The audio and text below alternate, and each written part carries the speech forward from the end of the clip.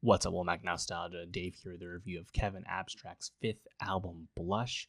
Kevin Abstract, of course, the former Brockhampton member, is back with his second solo album since Brockhampton split, following 2023's Blanket, an album that I didn't really care for all that much. However, I've been a fan of Kevin for a long time at this point, primarily for his rapping ability, and now, curiously, interestingly, he is back with a music collective, as he's putting it, a new long-running project with clearly a distinction being made between how Brockhampton functioned, which of course was a group with a fixed roster. That is not the vision for this Blush collective now.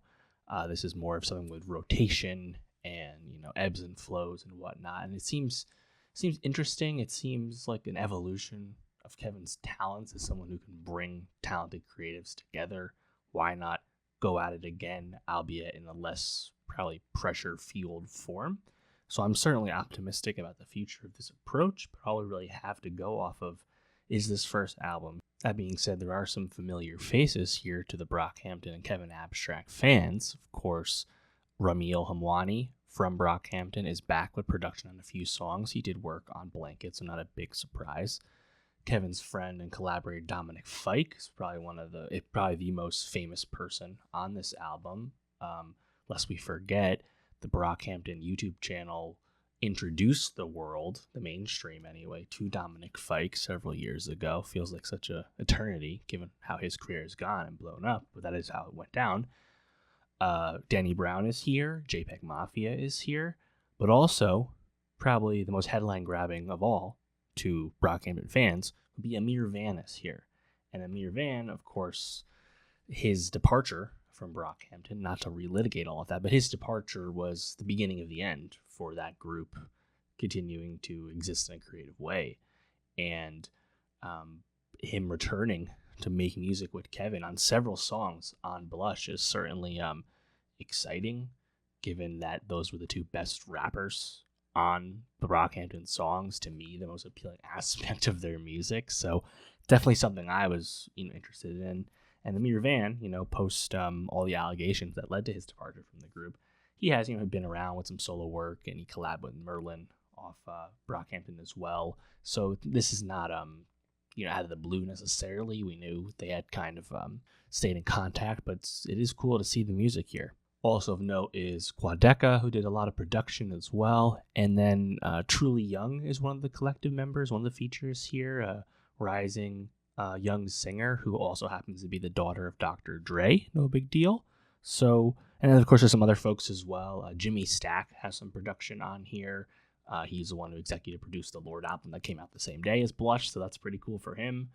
You also have Love Spells on here, a bunch of Houston creatives. So interesting, collection of talent to say the least. Kevin Abstract's fifth album, Blush, is a return to Kevin's more familiar sound. We're kind of leaving the grunginess of Blanket aside and returning to the style of hip-hop Kevin became so renowned for as the frontman and leader of Brockhampton. With a long list of collaborators amidst this new collective on Blush, some familiar faces like a Dominic Fike, like an Amir Van, but also crucially a lot of new faces, a lot of new people that have been connected and synced up with Kevin. This does seem like a path forward for him artistically, and I think the quality of the music throughout Blush is certainly there to the degree that this is something worth investing in. I will always defer to Kevin's rapping over his singing, and I think the rapping largely is here on Blush, and there's also a lot of songs that frankly invoke some of the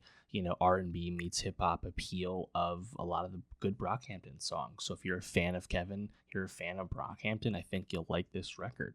I also find the way that Kevin is framing the sound of this album as Texas pop as kind of amusing. He went back to his hometown of Houston, of course, where he grew up before he moved to Georgia. He's referenced Georgia in past music, but Arizona Baby had a lot of songs with that. But going back and making like a home record and kind of setting up shop down there and making this album there, that was kind of the origin story of Blush's thematic material, you could say. But right away, if you go through the track list, I think the first real song, H-Town, I think that really stands out. This kind of strumming of the guitar with this breathy chorus, these keys. I like the composition overall. Then just a bunch of rap verses, including Amir right away. Copy, I think this is another good example of like mixing in rap verses with more normal singing to good effect, kind of a classic Brockhampton, song structure there. Then you have Danny's track, which is just like a sub 1 minute Danny Brown song. It's like, I don't know if we necessarily should think of Danny Brown as part of this larger group. It doesn't really seem like how Danny Brown operates, but Danny and Kevin have connected, and I'm curious how old this recording is. But it's here. It's cool for what it is, but again, it's short. Yoko Ono definitely has very recognizable Kevin, rapping style for sure. I mean, that's kind of like his classics vibe. That's what I really like from him, is on a song like that. Nola, another big group cut here, has like a strobe light, like fast tempo esque beat that really propels you. I think Kevin's very strong on the hook here.